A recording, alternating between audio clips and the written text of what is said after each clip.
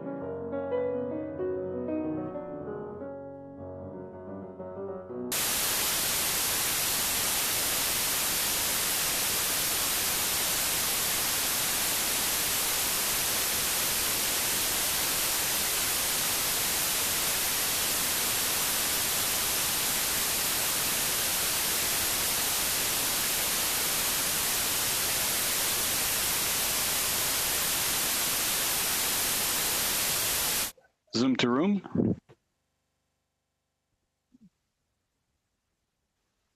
Est-ce que je peux avoir un peu d'anglais, Madame Shea, s'il vous plaît? This is the interpreter on the English line. This is the interpreter on the English line.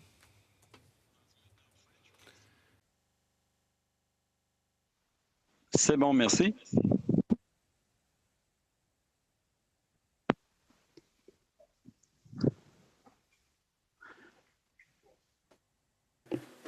Bonjour témoins, welcome to witnesses. I want to do a quick sound check, just a minute.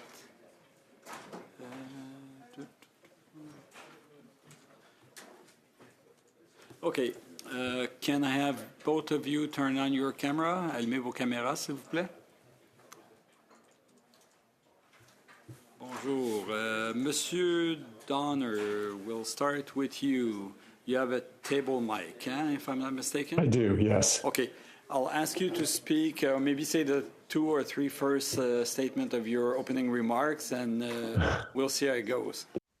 Certainly. I'm speaking with you this morning from Vancouver on the unceded traditional territories of the Musqueam, Squamish, and Tsleil-Waututh nations.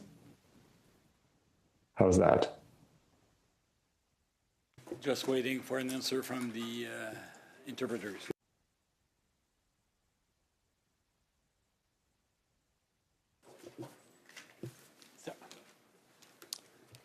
Cecilia, c'est un table mic.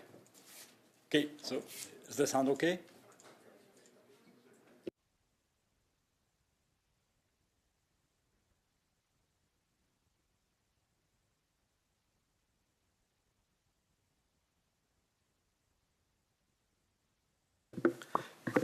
To our interpreters, was the audio test okay?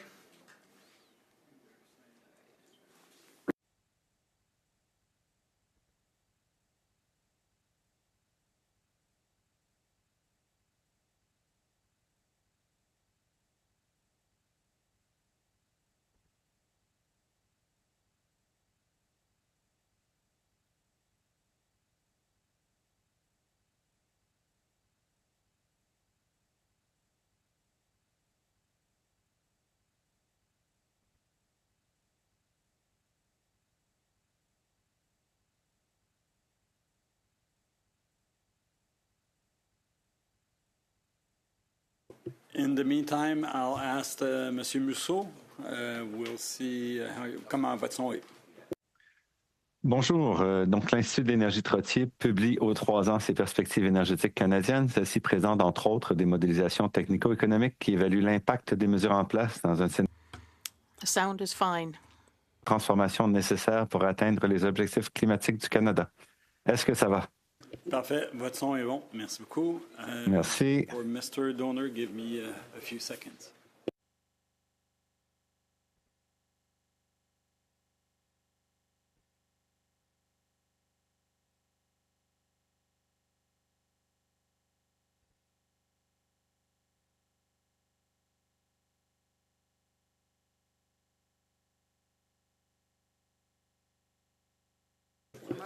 No, it's correct. Mr. Donor, can you double check something for me? Can you go under the audio section Sure. of Zoom? And you should see audio settings, or maybe even an option to reduce the background noise. Do you see that? Noise removal, I do see it, yeah. Where does it say that? It is on noise removal. But there's no high, low, or medium? No, it just says noise removal default. Okay. The way you hold your table mic, it seems like you're talking on top of it. Sure, I can put it up to my mouth. It's supposed to be in front. You're not Sure. supposed, because it's optimal when you look. That's quite all right. How is this?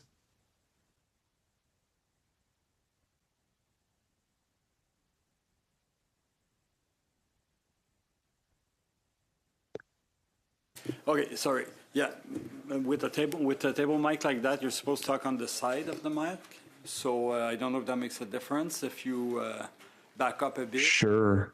Sure, I can back up a bit. I'll ask you to say 2, 3 more sentences, and we'll see. Sure. The Net Zero Advisory Body is mandated to provide the Minister of the Environment and Climate Change with independent advice on the most likely pathways for Canada to achieve net zero emissions by 2050 and to advise on the setting of interim emission reduction targets.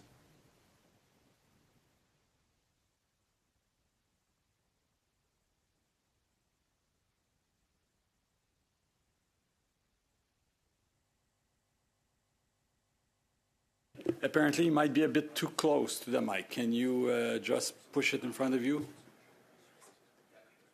And you're muted now, so if you can do... Sure. How does this sound? Speak a little bit longer, please. Yeah, this is, I'm running another test. We're talking about the Net Zero Advisory Body. We're mandated to provide the Minister of the Environment and Climate Change with independent advice.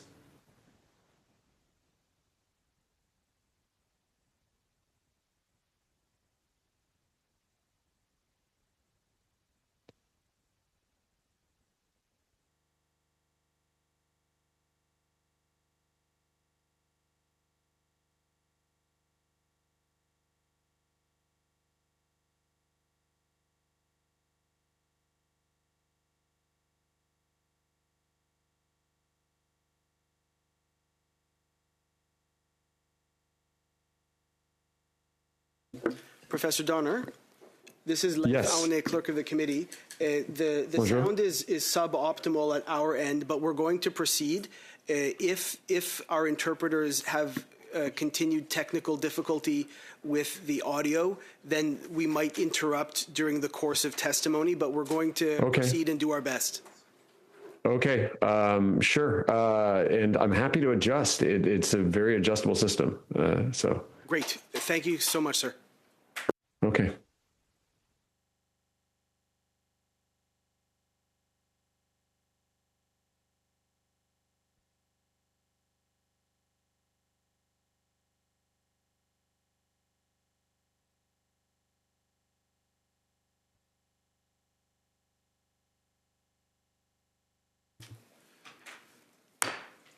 We are resuming the meeting, and we are in public now. We're out of in camera, and we are commencing a study of the effectiveness, potential improvements, and capability of Canada's 2030 emissions reduction plan. We have witnesses here with us today, and I will start by allowing each witness to introduce themselves, up to 5 minutes apiece, and we'll start with Mr. Norman Masou. Please forgive me if I mispronounce any of your names, and correct me if you so choose. Mr. Norman Masou. Mousseau, that's Mousseau, thank you. okay. Merci. All right. Monsieur le Président, Madame, Messieurs les députés, l'Institut d'énergie Trottier publie aux 3 ans ses perspectives énergétiques canadiennes. Celle-ci présente entre autres des modélisations technico-économiques qui évaluent l'impact des mesures en place dans un scénario de référence et comparent ces résultats avec les transformations. I'm going to interrupt you there, and I'm going to see if our interpretation is, translation is. No, just speak French and we'll see. Same way. Oh, okay. Can everybody hear the English interpretation? Thank you.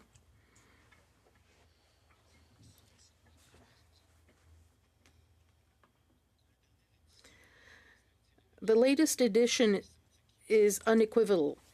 Even with clean electricity and zero-emission vehicle regulations in place, by 2030, Canada's GHG emissions will be reduced by 14% at best compared to 2005, reaching 25% by 2040, far short of the legal targets of 40-45% and 50% for 2050. These results were no surprise to us. In 2021, we published a report that highlighted the gap between the transformations needed on the ground and the measures being implemented.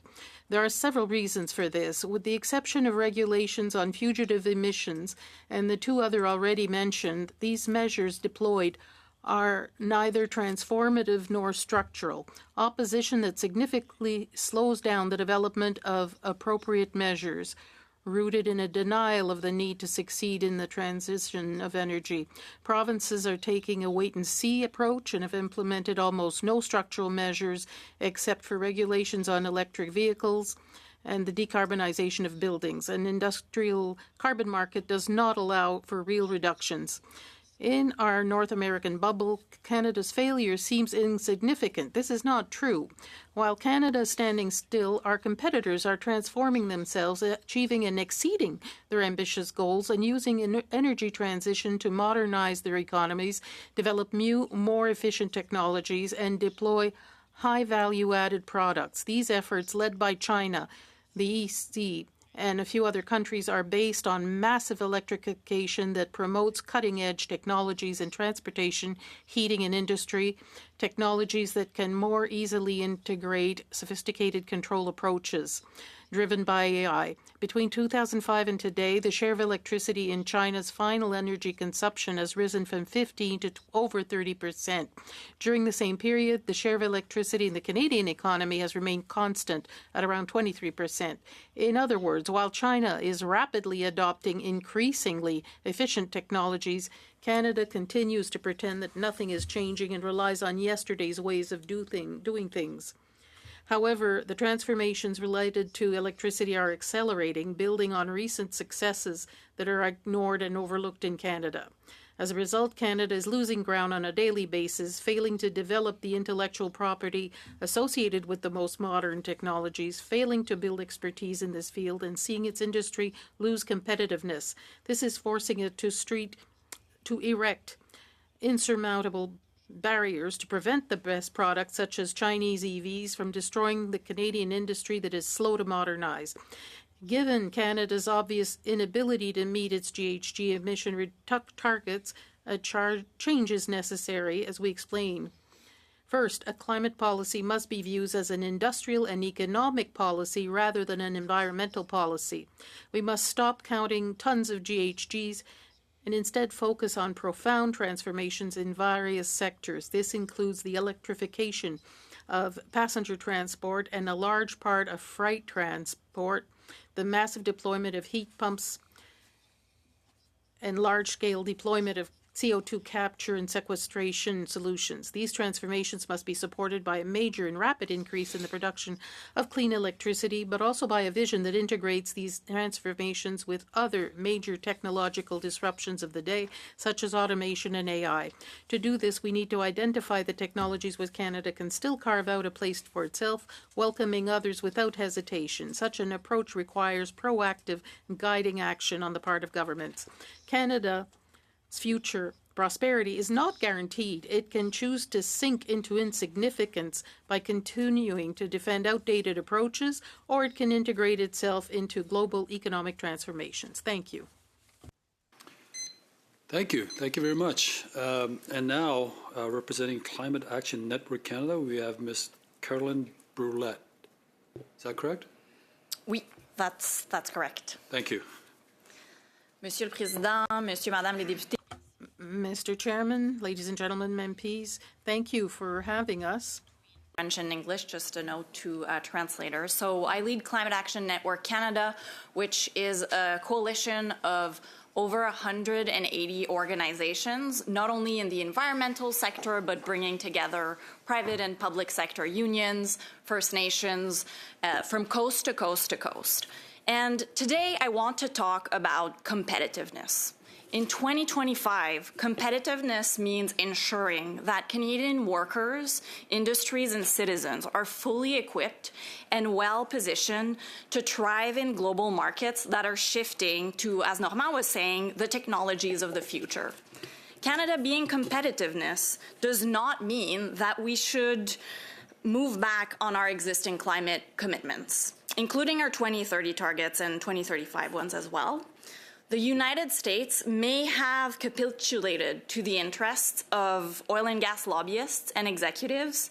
President Trump may be clinging to the technologies of the past and bullying the world into further dependence on volatile fossil fuels, but it would be very ill-advised for Canada to follow suit. Instead, we should be paying attention to where a majority of countries are going, scaling up renewable energy and electric-based technology. The European Union, our second largest trading market, has a carbon border adjustment mechanism, which will become fully implemented in 2026. It's already targeting some key sectors of our economy. China is rapidly dominating key sectors of industry like electric vehicles, batteries, and solar photovoltaic, which are rapidly taking on across the world. Pour que nous saisissions ce potentiel. In order for us to seize this potential, we have to redouble our efforts to attain these targets rather than fragilizing them. Industry needs certainty rather than instability. The GHG reduction plan allows us to have a clear direction for the entire economy, but for each of these sectors too. That's what will allow us to increase our performance in innovation, our exports in high value-added sectors, rather than continue to position ourselves as a counter colony in an underperforming economy. The figures we have show clearly that we're not on the right track. Canada's emissions are stagnating because of the increase in the oil and gas sector, while other sectors of the economy are making an effort. There's a reduction in construction, in electricity, and heavy industry. Mathematically, we cannot withdraw megatons from a hat. There cannot be a backdrop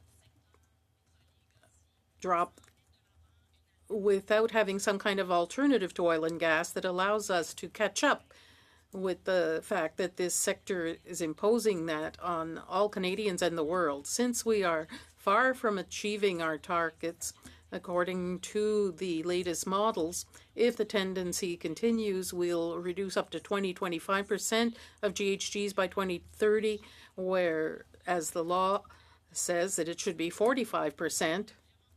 So we don't have the luxury of going backwards on these policies. A legal obligation that we have collectively set for ourselves, but it is key to Canada's future planning and our competitiveness, not just in this unprecedented, treacherous moment, but in the long term.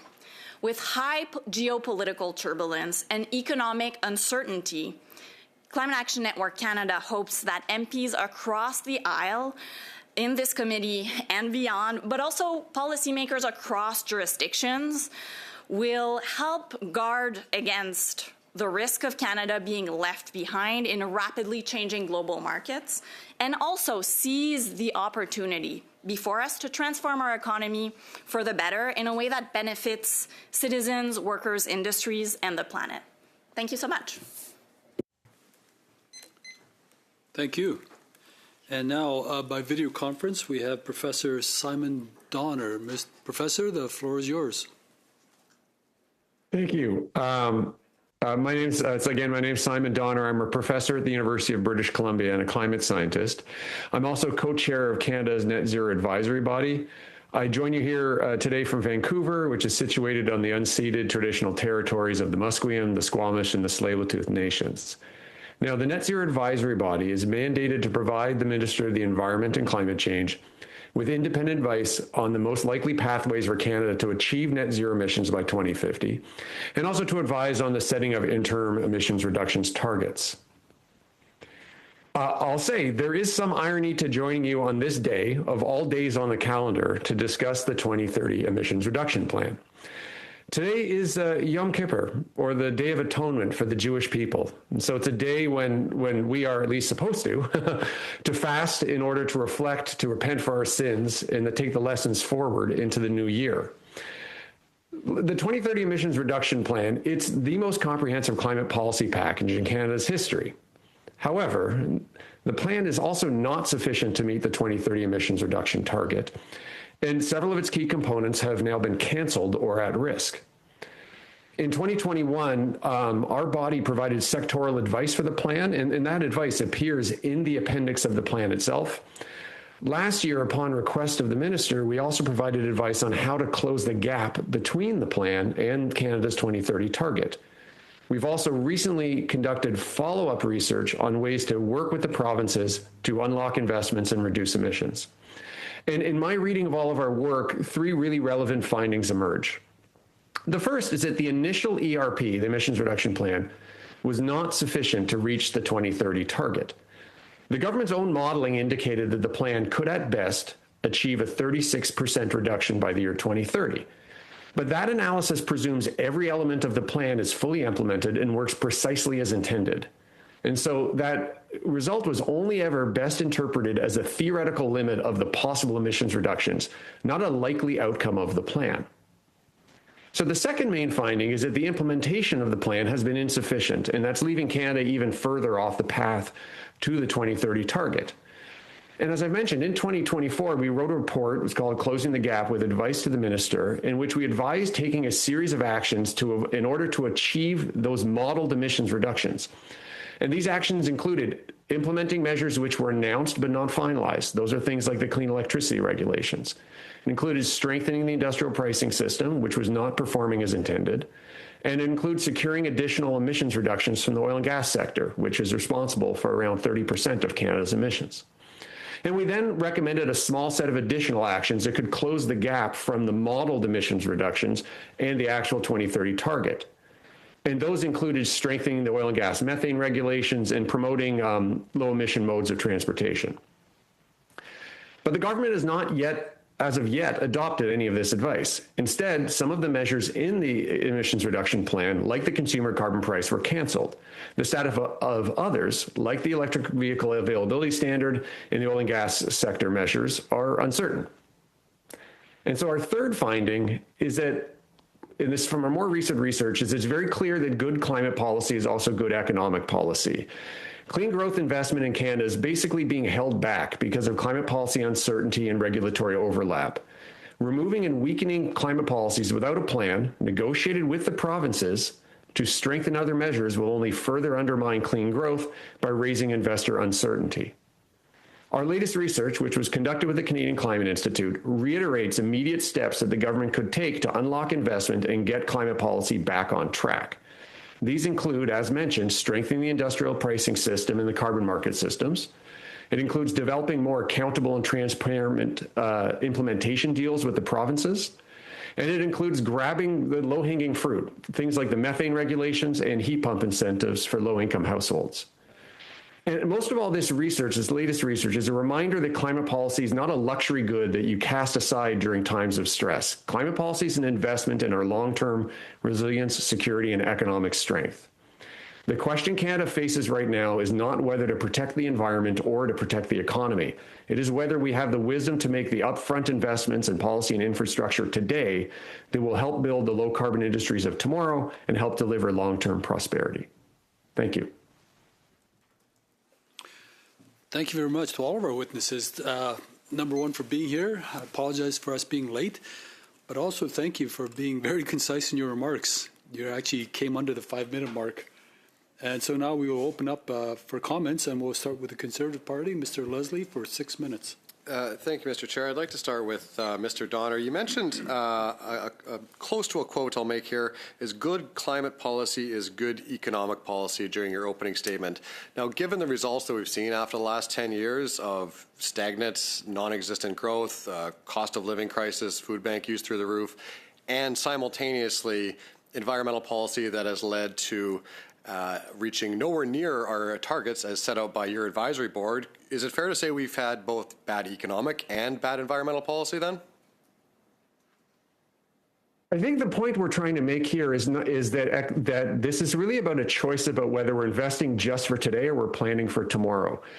And so there are a lot of measures in the emissions reduction plan that the Net Zero Advisory Committee agreed with. Keep in mind, we did not author the targets or author the plan. We just give advice towards it. And all of our advice is aiming towards what will get Canada on a long-term. I'm sorry, Mr. Chairman. I'm sorry. There's no more interpretation in French. Cannot interpret because the audio quality is poor. Okay, sorry about that. Yeah, it is a basic point of order, but our translation It's basically audio quality. I assume we're going to try to fix it, or should we just carry on? Ça semble réglé, Monsieur le Président. We've tried.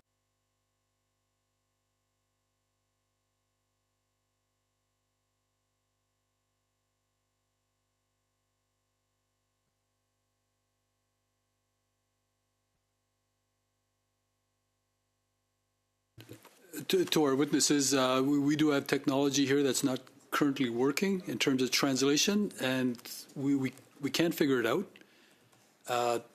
So I don't think we'll have translation for the rest of this meeting. Sorry about that, but our technicians are still working on it. Is that going to be okay for a while? Okay, sorry about that. Please resume. My apologies. I guess I'll just continue with my comments to the member. Just to summarize, listen, I appreciate the question. I think some of this is about what is good long-term economic policy. Our job is Monsieur le Président, désolé, I'm sorry, Mr. Chairman. I have no interpretation in French. The clock again? Suspension? je comprends pas. I'm sorry about this. It comes down to our translation technology, and a number of us are not getting the translation. I'm sorry, but there doesn't seem to be a fix. Our IT ambassador will be contacting some of our members, as I'm told. Yes. But we don't have a quick fix here. We don't.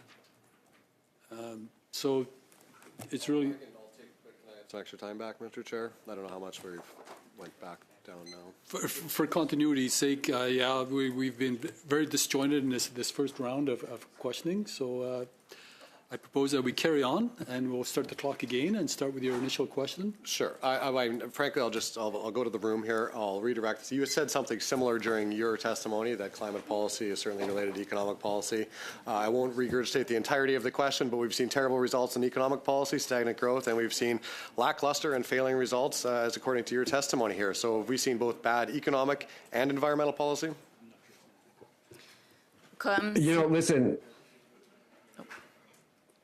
Simon, are you taking this or? Bon, donc comme le disait. As Simon was saying, the idea here is to have long-term investment that will necessarily change the sectors in which we're competitive. So it's possible that there are sectors of the economy that coincidentally are responsible for most of our GHGs, such as the oil and gas sector. In the long term, quite the question I'd asked. My question is, we've been during the campaign knocked on a lot of doors, and a lot of people talk to me about energy prices, gas prices, food prices, the price of living, and the number of people that are volunteering at food banks now. Do you think any of the policies that we've seen over the last 10 years have led to that?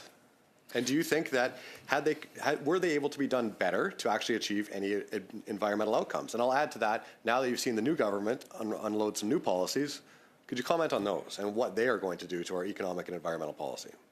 Thank you for asking that question. So it actually turns out that fossil fuels were driving the major inflation crisis that we saw from 2022 to 2024. In fact, economist Jim Stanford calculated that on average, this fossil fuel-driven inflation cost $12,000 per Canadian household. So I think we have to really grapple with the fact that the affordability crisis that Canadians are facing right now also intersects with the very real climate impacts, the thousands of Canadians who were evacuated from their communities. Thank you, Mr. Boulet. I was hoping for a little bit of a more focused response. I was listening intently on what the witness said. I would just like to allow the witnesses to finish their thoughts before interruption, if that's okay. I don't think as a point of order. I think it's up to the members to determine their own time and their questions and answers. So we'll return to the questions. Yes, from the member, sometimes I answer the question I wish I was asked too. I'll move to Mr. Mousseau. Do you have any faith that this government is going to meet its current targets for 2030 or 2035? Non, c'est pas possible présentement. no, it's not possible to attain the targets right now because we haven't put in place the transformation needed. The electrical system will require years. We have to do it quickly. We have to decarbonize certain sectors. That's the issue. We haven't put in place the measures in the past few years that are structuring, nor in construction of a support industry that would increase the economic spin-offs and the impact. Now, having said that, not going in that direction is what we've seen in the early 20th century with South American countries that did not modernize, that stayed with approaches from the 19th century, and that declined. We are not sheltered from that kind of situation if we maintain technologies and forms of energy that are not those of the 21st century. See us going down a path of Venezuela. I fully agree. I took note that this government has announced plans for a carbon competitiveness strategy. Now, the reason that they would unveil something like that seems to only lead to the understanding that we have become less competitive. So I'll ask you a similar question relating to the connection between economic policy and environmental policy.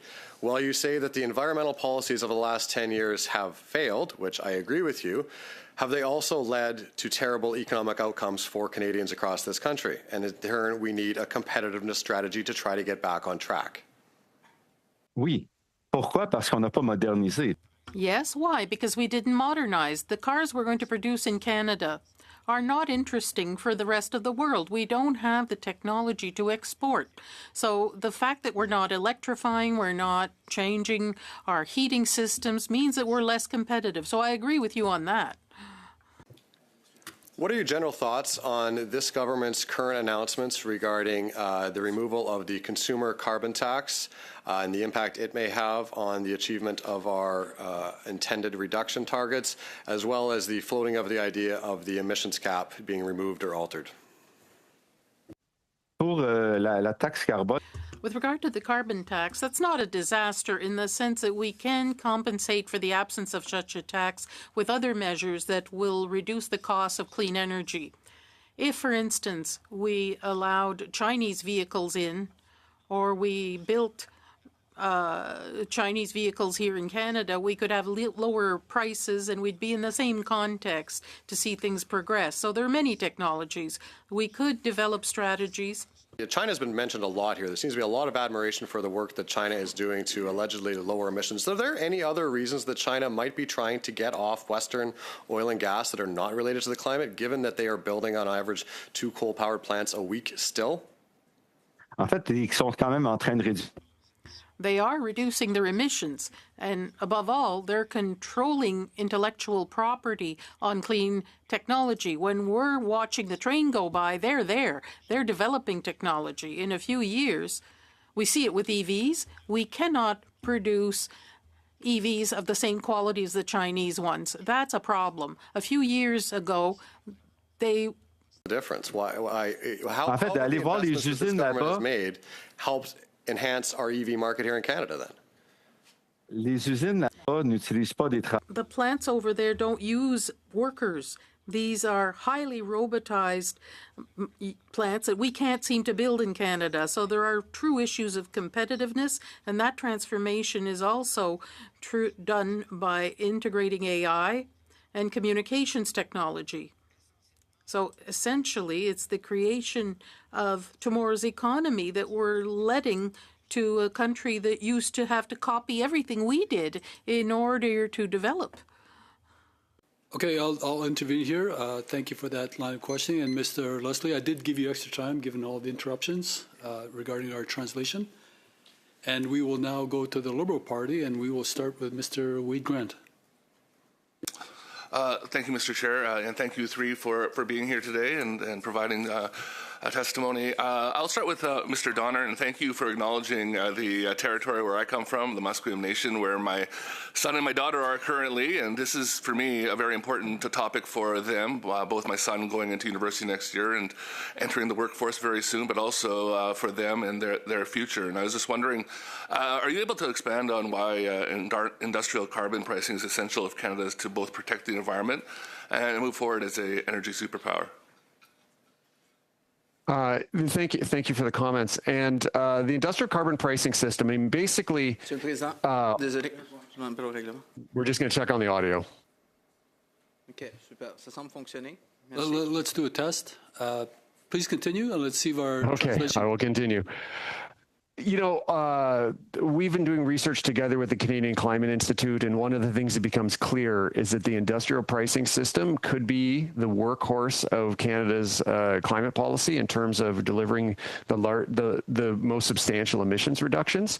But the most important thing about the industrial pricing system is also that it can help you sort of set up for the economy of the future, because it encourages companies and industries to invest in, first of all, technologies that can help them reduce emissions, but it also helps in investing in new areas of growth, new areas of clean technology that are just lower emitting in practice. And there's a lot of examples where through the industrial pricing system, you could incentivize. It is effectively going to incentivize businesses in industries in Canada to develop technologies that includes carbon capture and storage that are marketable outside of Canada. Thank you very much. Mr. Mousseau, are you able to highlight the kinds of investments in job creation we're already seeing as a direct result of industrial carbon pricing? Pas vraiment, parce que jusqu'à présent, Not really, because up till now, that market had very little impact because industries don't pay any duties on this. As built right now, the system almost doesn't work. We have to look at it again, but we need to accompany that with real industrial strategy for the development of specific technologies. Thank you for the answer. And Ms. Brouillette, as Canada expands its trade relationships, how will a strong industrial carbon pricing ensure that Canadian businesses are not placed at a competitive disadvantage? Thanks for the question. As I mentioned during my remarks, we're seeing an increasing number of jurisdictions, including the European Union, which was our second largest trading partner, put in place carbon border adjustment mechanisms, which basically requires Canadian companies trading to disclose their emissions profile. And so increasingly, the companies that are going to be able to enter that market and not face financial penalties are those who are the most efficient from a carbon perspective. This is open to anyone who may want to chime in. The Supreme Court has confirmed federal authority to regulate greenhouse gas pollution. In your view, how can that national role be reconciled with provinces pursuing their own unique paths to net zero? Ms. Barrett? Climate action is a team effort, so we need each level of jurisdiction, federal, provincial, territorial, but also municipal, to really use all levers at their disposal to do so. And in fact, recent data from the Canadian Climate Institute shows that the biggest global greenhouse gas emission reductions comes from policy that is shared between federal and provincial jurisdictions. So in 2030, 53 to 58% of emissions reductions would come from policies that are harmonized between levels. So it means that the federal government really should be playing a strong role, and at the same time, provincial and territorial action matters as well. Thank you. Mr. Donner or Mr. Mousseau, would you have anything to add? Yeah, je pense qu'en fait, un des enjeux. I think one of the issues is if the provinces are opposed or very static, as we've seen, the federal government has very little power if it bases itself on the environmental issue only. As I said in my introduction, we need to have strategies for technological transformation. That means we have to stop measuring tons of carbon and completely change the building industry. That affects sectors that are not directly environmental, and to do that we have to find other tools, other approaches that will go further than simply dealing with the environment. Thank you. Mr. Donner, I think I only have about 30 seconds left in my time, so quick. Member, because of that slight break, I'll give you an extra 15 seconds, okay? All right? Thank you very much. So we have 45 seconds, Mr. Donner. To build on what Professor Mousseau was saying, the research that Canadian Climate Institute did, we did with them, and the really key finding of that was that these equivalency agreements with the provinces are vital, but right now they're not transparent enough, and they need to be monitored more closely, and one example is within the industrial pricing system. Thank you, Mr. Chair. Okay. Yeah. All right. Thank you very much. And now we will go to Mr. Bonan. 6 minutes. Merci. Thank you, Mr. Chairman. My first question would be for Ms. Brouillette. Since the Carney government came to power, we've seen the carbon tax go by the wayside. We've had major liquid natural gas projects. We have seen things about heat pumps and energy efficiency. This government no longer wants to respect its target for 2030. Don't you find that this is just going backwards ever since Mr. Carney arrived? Thank you for the question. We're waiting to see this government's colors when it comes to their plan. We've heard about a strategy on climate competitiveness. We're very eager to see it. Now, having said that, given that we're not on the right track in terms of meeting our objectives for GHGs by 2030, this is worrisome. You're removing a policy without telling us what will be put in place to replace it. Mathematically, as I said earlier, you can't take megatons out of your hat. We're impatient to see what measures will be put in place to see how this government will meet its legislated targets. Thank you. I understand that you just see us going backwards when it comes to climate change.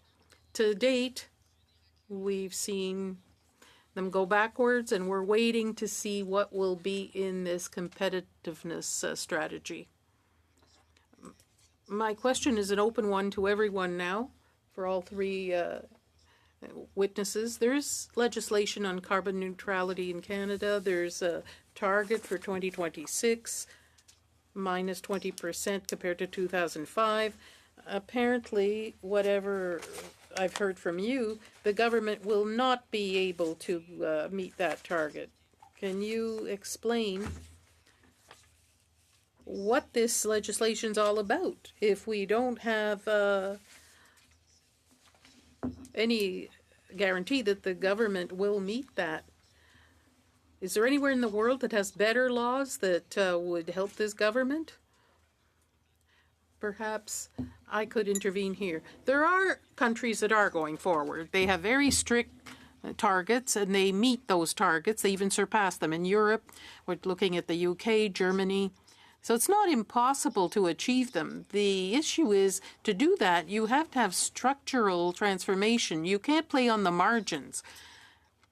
When it comes to heat pumps, for instance, rather than structure the reduction in prices for installation, preventing natural gas in new buildings, we had costly subsidies that don't really encourage people to integrate heat pumps irreversibly and to stop using natural gas in buildings. It's that type of approach that we need. We have to just strike out these objectives for 2030, probably 2035, and reframe our structure to achieve our 2050 goals.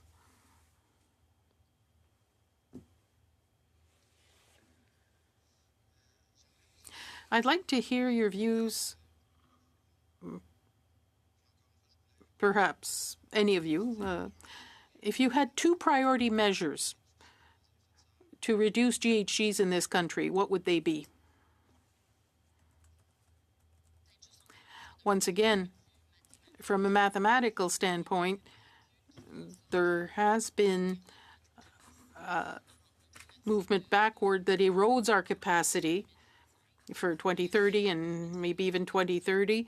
The oil and gas sector continues to increase its emissions, whereas other sectors of the in Canada are putting their shoulder to the wheel. One measure that could allow us to meet our objectives is a ceiling on emissions by the oil and gas sector. There's been a delay in its implementation. It's essential. My colleagues mentioned the importance of strengthening and filling the gaps in our tarification system. That was well documented. There are opportunities there. For instance, in climate competitiveness, that's an important opportunity. I'd also say regulations on methane, which are almost at the ending point. Methane emissions are very efficient when it comes to costs. We shouldn't deprive ourselves of that. I'll add as well. If the two most important things at this point, number one is increasing the effectiveness of the industrial pricing system. It can be the workhorse of climate policy in Canada, but the markets are not working well enough. And simply connecting the provincial markets isn't going to be effective enough. We need to increase the performance standards or set more of a price floor, and to make sure the federal government is negotiated this clearly with the provinces to make sure the industrial pricing system is being as effective as possible, and it's helping. That'll unlock a lot of low carbon investment as well. And the second thing is looking at all of the different regulations and policies that we have and making sure that they're overlapping and working together in positive ways rather than in negative ways, and making sure that they're all implemented. One of our number one piece of advice in our annual report last year about how to get to the 2030 target was simply to finalize the announced policies. The previous government put a lot of policies in the works. They're listed in the emissions reduction plan, but not enough of them were actually put into action. They were not implemented as of yet. Thank you very much. We will now go to Mr. Bexley. Thank you, Chair, and thank you to all the witnesses that have come today. I really appreciate your time, as do Canadians. Ms. Brulé, I hope I pronounced that properly. I apologize. You've been an outspoken advocate on carbon pricing in the past, and the Climate Action Network is the Climate Action Network actively lobbying the government to take a look at the consumer carbon tax that was recently removed? Climate Action Network Canada is registered according to the Lobby Act. We're not currently working on carbon. Yeah, so you're not currently lobbying on the consumer side. Government on the consumer tax. Okay. Have you met with the recently formed Liberal Environment Caucus on carbon taxes at all? On a eu une rencontre. We had a meeting last week organized by MP Éric Saint-Pierre. There were many policies discussed. The question of carbon pricing was mentioned, more on the industrial side. So what data did you provide to them to justify increasing the carbon tax or a return of the consumer carbon tax? Aucune donnée parce qu'on n'a pas eu cette conversation-là. No data because we didn't have that conversation. Yes. Carry on, sorry. There was no data provided by our organization on that topic because that was not part of our conversation at that time. Were to ask them to, what would you say to them if you had the chance, if that was a topic of discussion? Point of order. I believe Madame Brouillette referred to the Member of Parliament, Éric Saint-Pierre, and not the Climate Caucus. I just want to make that clarification, okay? Thank you. Sure. Again, to reiterate, if you had the chance to, what would you ask them to do? What would you ask this caucus to do, this Liberal government to do, related to climate pricing? Je pense que je vais prendre I think I'll use the example of many politicians who don't really answer hypothetical questions. I don't get involved in that. I don't think I'm going to answer a hypothetical question. I understand that, I suppose. You made a point about $12,000 per household is the big part of the inflation related to fossil fuels. Mm-hmm. That's suspiciously close to the cumulative amount of the carbon tax, consumer carbon tax, that households are facing. And now, how do you square that math, right? The inflation was related to the carbon tax. Carbon tax is off, so the extra price that people were, you claimed the math. Could you comment on that? So I think there's a perception that climate policies are costly. The reality is that climate impacts are costly to people, including the impacts of an economy that is over-reliant on very volatile commodities in the form of fossil fuels. As I mentioned earlier, from 2022 to 2024, there was a spike in oil prices that meant a rise in energy prices, and that was the $12,000 figure that I referred to. Yeah, so that was transitory, a short-term thing, not really a systemic thing. It's just the nature of the the energy markets globally. I'd like to switch. Mr. Donner, you previously stated that Canada needs to adopt a 55% emissions reduction target by 2035. However, the government has only succeeded in reducing emissions by 8.5% from their 05 levels. You kind of stated that you still hold this belief that this is the target, but the government not even reaching a quarter of this objective by 2035, with only 5 years left of the deadline, what gives? Well, we have the legislated duty to give advice on the interim emissions reductions targets. That's our duty under the Net Zero Emissions Accountability Act. And so the minister asked us to give advice on what we thought the 2035 target should be. And to be clear, on that advice, we take into account,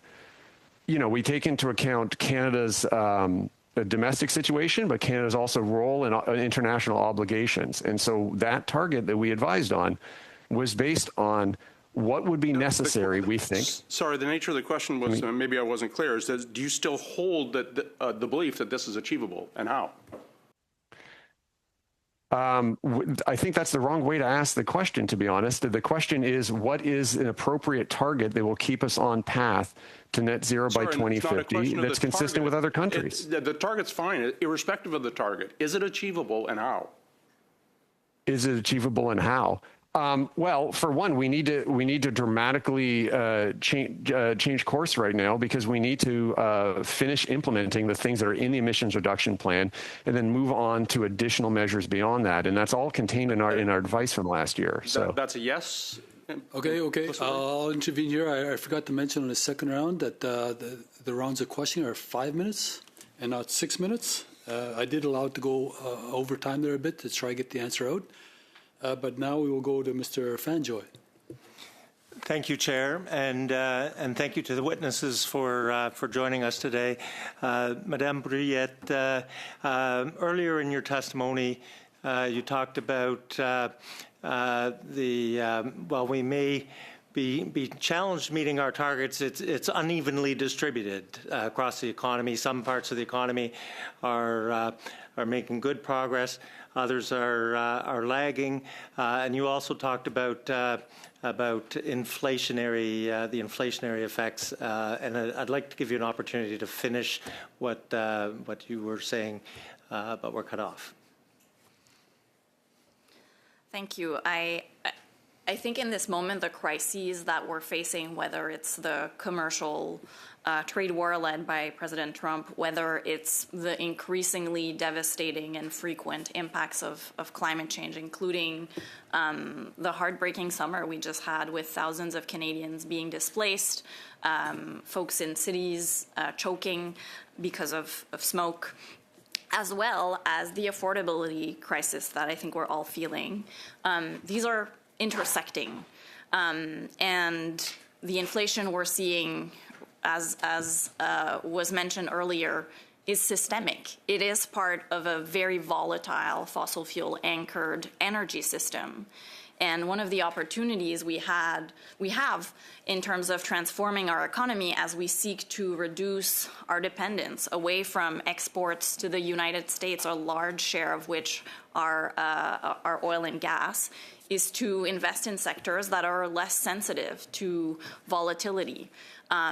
Whether we're talking about renewable energy, electric-based technology, the sun and the wind cannot be controlled by a belligerent world leader.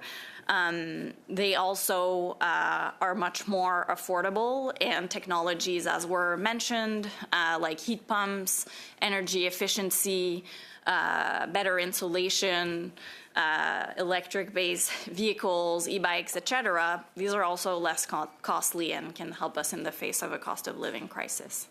Okay, thank you. I'd like to talk a bit more about electrification. I've yet to find someone who has electrified transportation or home heating who has wished that they hadn't. There's people in my experience, and there could be exceptions, of course. They find that these technologies are improving their lives, and yet we're moving slowly, perhaps too slowly, in adopting these technologies. What and I put this to all of our witnesses, what would you like to see? What do you think would help Canadians adopt these technologies more rapidly, and how could the government facilitate that? If I may, we need a real industrial approach to this electrification, which means that we need to structure the service industry to make sure we lower the prices. So we need to have real strategy, and prices can be transformed by installing more, by targeting, changing regulation when needed. We can lower price, for example, for heat pumps. Heat pumps should be much cheaper than they are today. When you look around the world, in fact, electrifying is a way to decrease the cost of these services because we use much less energy, we have much better control, and we improve the quality of the service like you were mentioning. And so the same thing for cars. I think we cannot only ban the cheaper car around, we have to see how we can leverage this to move, and we have to move on the other technologies, heavy transport. And I would say, let's leave oil and gas on aside and focus on changing the use and service while increasing the production of electricity, and we'll get there more efficiently. I'll add that there are, I agree with, and I think most of the Net Zero Advisory Body would agree with what Professor Mousseau was saying, and I'll add that in terms of specific policies, having incentives for electric vehicles and having an availability standard makes a big difference. It has been very effective in parts of the country, in provinces where there is more of an infrastructure for electric vehicles. It is quite easy to operate an electric vehicle in British Columbia and in many parts of Quebec, for example, right? So, and so the policies make a difference. And when it comes to home heating and cooling, one of the things we've talked about in our recent advice to the minister was looking at a program that provides incentives for adopting heat pumps in low-income households, right? Recognizing that the cost is too high right now, but those are upfront costs. And it's true with most electric technologies that the upfront cost right now is higher, but the operating costs are lower. So we need to help people get over that initial hurdle so that they can save money in the long run. Okay, thank you very much for that. We will now go to Mr. Bonan for 2.5 minutes. Thank you, Mr. Chairman. Ms. Brouillette, I'd like to hear your views on C5. There were projects approved by the government, specifically the idea of LNGs that would double export and production of liquid natural gas.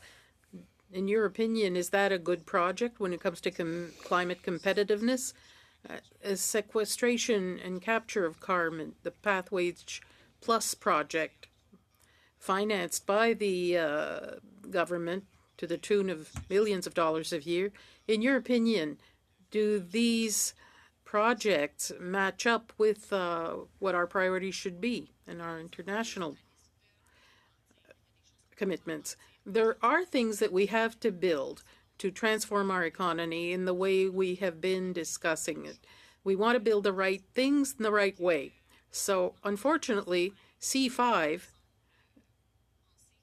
seems to think that it's just collaboration with federal and provincial premiers and certain CEOs that will allow us to build things faster. The literature and experience shows us that it's by consulting communities and working with them, by respecting the rights and sovereignty of Indigenous peoples, allows us to be more successful.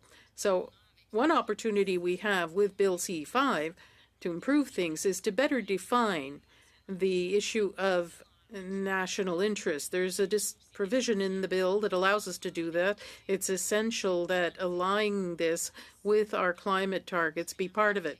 I want to be very clear, though. Natural gas, liquid natural gas, and exports that are being planned are not beneficial for the climate. I'm not the one saying this. It's the Quebec body that oversees this. There are no advantages because methane is a very powerful gas. The idea that you could reduce GHGs by replacing coal is unfounded scientifically and mathematically. Well, perhaps quickly, when it comes to carbon sequestration and capture, we don't have much time left, so I'd ask you to send us your answers in writing because you only have a few seconds left. We've heard, And there was a request to send answers in writing, and we will now go to Mr. Gill for 5 minutes. My question is to Mr. Donner. You have said Canada should align with our trading partners, but the U.S. is investing to gain a stronger advantage through initiatives like the Inflation Reduction Act, not carbon taxes. Would it make more sense for Canada to pursue technology investment initiatives instead of taxing and regulations that drive jobs out of our country? No, thank you for the question. I think the first thing to be clear, in terms of Canadian policy, we've been advocating, and I've been advocating on this call for the importance, the data shows this, of the importance and potential value of the industrial pricing system. But the industrial pricing system is effectively a way to incentivize technology and to encourage companies to invest in technology. So I actually don't think those two things are exclusive. In fact, it's part of the point of having an industrial pricing system. In terms of aligning with our trading partners, what I was referring to, and what I think is really important here, is that in setting our long-term targets and everything, we have to look to what the entire world is doing, not just what the United States is doing, and that we are seeing, we are last in the G7 at reducing greenhouse gas emissions. And when we're thinking about sort of transforming our economy and thinking about electrification in the direction and sort of the clean energy boom that's happening around the world, that's about looking not just to the U.S., but to trading partners around the world, as the government seems to be interested in doing. And in that, it just sort of points to the importance of paying attention to the decreasing cost and a huge rollout of clean energy around the world, the electrification that's happening of vehicles in other parts of the world, including some of North America, and that's part of the motivation and part of the information that's informing our advice. Okay, the Net Zero Accountability Act requires reporting, but there are no real consequences when government misses targets. Would you agree this law is essentially toothless, more politics than policy? Well, I'd say that the laws like the Net Zero Emissions Accountability Act have been quite effective in other countries, as Professor Mousseau was pointing out, that in the UK, France, Germany, et cetera, the legislation is very similar to our legislation, has been quite effective. I think the question really is, how we ensure that government is going to implement the plans that are put forward. And as I mentioned before, the emissions reduction plan, though not good enough to meet the 2030 target, was the most comprehensive climate policy plan that Canada's ever had. So that was an accomplishment. The issue is that it wasn't, enough of it hasn't been implemented, and now some of the measures are being removed or canceled. Government can't even meet the ones they already made. So another one is the net zero advisory body is taxpayer funded. What accountability measures are in place to ensure that advice is practical and cost effective, not just aspirational? Well, I mean, the net zero advisory body, the members are appointed by the government, and we have very clear terms of reference, and one of our around considering not just what it takes to reduce emissions, but considering economic prosperity, considering health and well-being, considering the environment. And so this is not our mandate is not to just advise on what you could do to reduce emissions, but what is a realistic pathway to Canada that includes, that considers, economic and social well-being. And so it's right there in our mandate. Meet every climate target it has ever set. Isn't it hopeless to call for these new, more ambitious promises when the government can't meet the ones it's already made?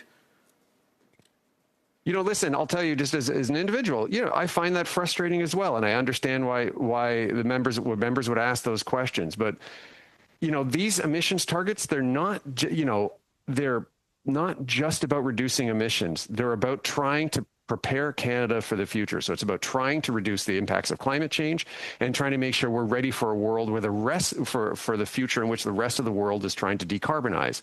And so though some of the targets seem a long time away, 2050 and certain seems a long time away, the actions we need to take to reduce emissions and prepare for the low carbon economy, they require long-term thinking. These require multi-decade transformations. And so having these things off in the future help motivate the right decisions today that'll help Canada not just reduce the impacts of climate change, but be prosperous in the low carbon economies of the future. Thank you very much for that. And, I'm looking at the time. I know a lot of members got to get back to question period and get back to other meetings and whatnot. So in the interest of timing and not wanting to disrupt this very robust conversation, we're getting a lot of knowledge here. I'm going to propose that we do one more round of 2 minutes apiece, and we'll start with Mr. St. Pierre from the Liberal Party. Liberal Caucus. Sorry. Liberal Caucus. Don't worry. There's confusion. There's confusion there. Madame Brouillette, comme vous le savez, les provinces ont.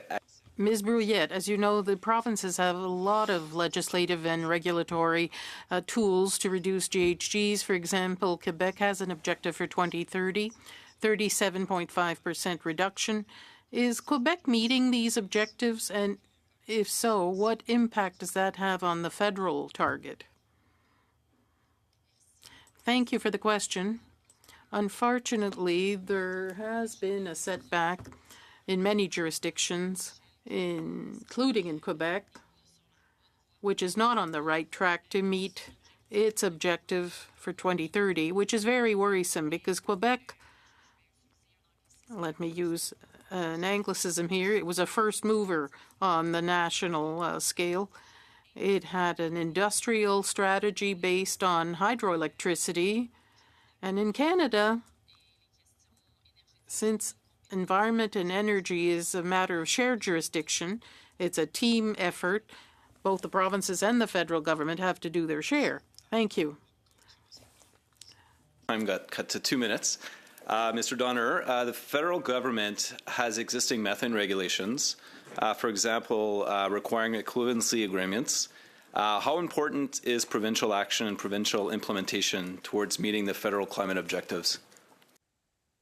It is absolutely vital, and that's why some of our recent advice to the Minister of the Environment was on doing everything we can to make these equivalency agreements more transparent and more accountable. So, for example, methane emissions reductions are really low-hanging fruit for Canada. We have the technology to reduce methane emissions from landfills. We have the technology to reduce it from oil and gas.